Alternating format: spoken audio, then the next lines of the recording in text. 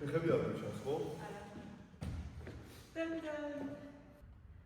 მე ძალიან მაგარი კითხვები დაგისვი და იმედია შენ ძალიან მაგარი კითხვებს დამსვა.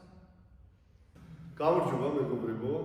დღეს ჩემი სტუმარი ჩვენს პოდკასტში იქნება ანი, ამ ეტაპზე მე ვიქნები წამყვანის როლში. კაში სვარგის ვიცი. დარწმუნებული ვარ, რომ ყველა იცნობს, მაგრამ მაინც მე ჩემებურად გაგაცნობთ. სტუდია ერისთავის მენეჯერი, ორგანიზატორი, მოტივატორი და უბრალოდ ჩემი და. კაი, შეგვიძლია დავიწყოთ. ეხლა მე რაღაც სტუმრის იმაში არა ვარ, ცოტა თავისუფლად გახსნილი გაქვს, ჩემო კარგო, გახსნილი. მექნება თქვენთან კითხვები რამოდენიმე, ქალბატონოვანი. კი ბატონო. და დარწმუნებული ვარ, რომ გულწრფელი პასუხებიც გველოდება წელს. სხვანაირად არ შეიძლება. ცხოვრებაში როგორი პიროვნებაც ხარ. გულახდილი და გულწრფელი, ესე იგი გადაცემაშიც იგივეს ველოდებით. ყავა და ჩაი თქვენც არ დამახოჭეთ, ხო აქ? ყავა და ჩაი არა, მაგრამ სპონსორები რომ გქონდება დამიჯერია, შეიძლება მე ამას ავადოთ. აი, პირველი კითხვა დავიწყოთ. ბავშვობაში ვინ უფრო ხშირად ბრაზდებოდა და ვინ უფრო მარტივად რიგდებოდა მე ვცხოვრობ ჩვენ შორის. მე რადგან შენზე პატარა ვარ, უფრო მარტივად ბრაზდებოდი. მე შენ რო არ გინდა რომ შენი საყვარელი და ყოფილიყო გაბრაზებული, მარტივადაც მირიგდებოდი. მე ამის არ გეუბნები, რა თქმა უნდა. შენ ძნელად ბრაზდებოდი, მაგრამ თუ გაბრაზდებოდი, ჯობია მარტივად გაბრაზებულიყავი. ჩვენ ერთად დავდიოდით ხოლმე ცეკვაზე, შედარებით მე უფრო ადრე დავდიოდი, ჯერ პატარა იყავი შენ, მაგრამ მე ერთად ვიწევდა. რომელი უფრო აგვიანებდა რეპეტიციაზე მსვლელს? მე ფიზიკურად ვერ დავაბრუნებდი, იმიტომ რომ ბაგაბახში დავდიოდი და შენ და გამოსულიყავი და წაგიყვანე ცეკვაზე. თუ სახლში ვიყავით, მაინც შენე წაგიყვანე. ანუ მე საერთოდ არაფერს არ მოგვიანებდა რეპეტიციაზე. იმიტომ რომ შენ ძალიან იხავე ცეკვაზე გასვლა და მე კიდე შენ მოყვარდა. ანუ მეც მიხაროდა, მაგრამ შენ უფრო ადრე გინდოდა მისვლა და მეც ცეკვაზე არ ვაგვიანებდი რა, შენ წყალობით. ძალიან მე ყოველთვის პუნქტუალური ვარ. შემდეგ კითხვა ჩვენი ბავშვობიდან ერთი მომენტის დაბრუნება რო შეგიძლოს, რომელ მომენტს დააბრუნებდი, გასახსენებ, ან რომელ მომენტში დაბრუნდებოდი რაღაც დროში მოგზაურობა რო შეგეძლოს ჩვენ საერთო მომენტს. თუ არის ესეთი რამე განსხვავებული და განსაკუთრებული მომენტი. ესე იგი, სკოლიდან როცა მოვიდოდი სახლში და დედა ხომ მუშაობდა სკოლაში. სანამ სკოლიდან დედა ჩამოვიდა და ჩვენ მარტო ვიყავით სახლში, შენ იყავი ჩემი დედაც, მამაც, ძმაც, პაპაც, დებოც, დიდაც, ყველაფერი და კარგია რომ გახსოვს ეს ყველაფერი ესე მოცული. მე შეიძლება სხვა რაღაც დამობრალო, მაგრამ დაუნახავ დავაბრალე. ეს მომენტი მახსოვს ყველაზე კარგად, აი მე და შენ სახლში რო ვიყავით. შენ უკრავდი სუდოლ 24 საათი, დედა სახლში არ იყო, შენ დოზე უკრავდი. შენ რა დოზე უკრავდი, მე რა უნდა მეკეთებინე, ახლა მე ვცეკვავდი და ეგ მომენტი მახსოვს კიდევ კარგად და ყველაფერი ვარეული მქონდა და როგორც დედა დააკაკუნებდა კარზე. ანუ ერთმანეთს რო ვასწრებდით, რომ ეს უფრო მასწრაფად დაგველაგებინა.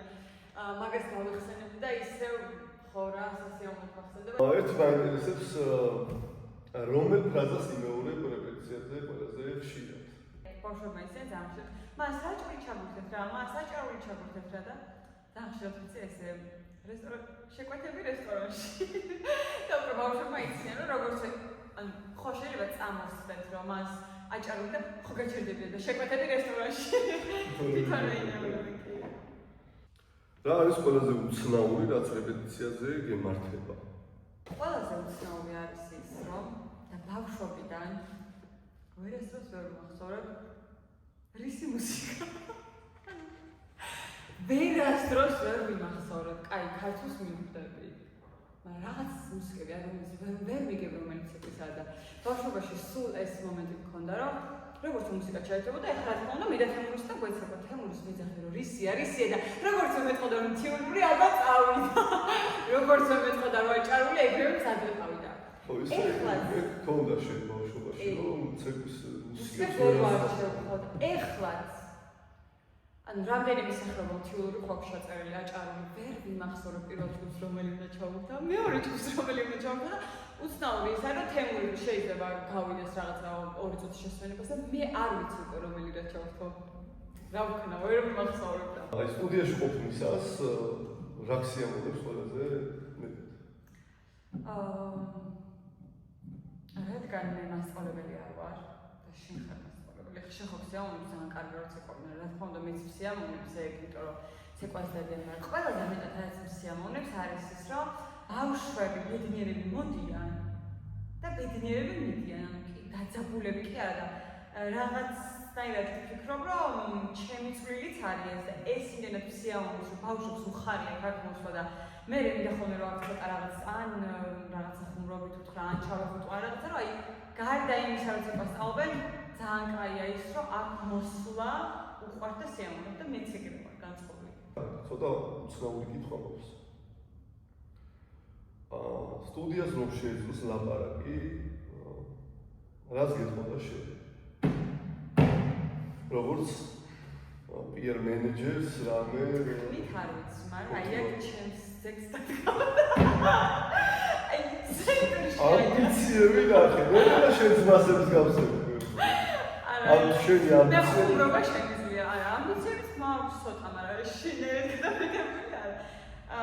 სიტყვით რა ვიცი, აი მეტყოდა სტუდია, რომ აი შენ ხარ ადამიანი. აი შენ ყოფილიყარ, ვინც ყოფილიყარ. იყოს ეგ. მე გითხარით რომ ნენელა მე მსგავსება და როგორ შეიძლება როცა ბავშვები სცენაზე ისეც ეკვავენ როგორც მაგალითად მე მინდა როგორც მასწავლებელს. შენთვის როგორი შეგრძნება არის რა? კონცერტი წავედით მაგალითად ხო, ვიცი რა რაღაც წავედით. დღე მინდა რომ საბოლოოდ კაი გამოვიდეს, თორე არა უშავს ახლა ცოტა ისე რა თუ ისე ყვებენ, ეგ ჩემი პრობლემა არა, ეგ შენი პრობლემა არა. მე სხვა დეტალებზე მაქვს ყურადღება, იმიტომ რომ კარგად ცეკვებენ თუ არა, ეგ მე არ მეხება, შენ გეხება, შენ ბრაზდები, შენ სიამოვნებს. მეც სიამოვნებს, მაგრამ მე მთლიანი დღე მინდა ხოლმე რომ კარგად გამოვიდეს. შენ უნდა მთლიანი დღის მე განმავლობაში. ვთქნა ბავშვები რომ იყვნენ ძალიან ბედნიერები რა მაგაზე. ერთი კითხვა კიდევ თქვენთან. როგორია ჩემთან მუშაობა? დამძლევი თუ საინტერესო? როგორც წერამ თქვი, ახლა ძალიან მარტივი არის, მაგრამ არც თქვი არ არის, იმიტომ რომ ძალიან კარგად გიცნობა, რა დროს რა უნდა გითხრა, რა დროს არ უნდა გითხრა ხმარ. ეგენი ვიცი, რა დროს რა უნდა მითხრა, ეგ რო კარგად იცი და რომ მაცოფებ ხოლმე და იცი რომ ეს გამაცოფებს. ხო და ძალიან მიაგებდება მაინც რა, მიუხედავად სირთულეებისა და შენი ხასიათისა.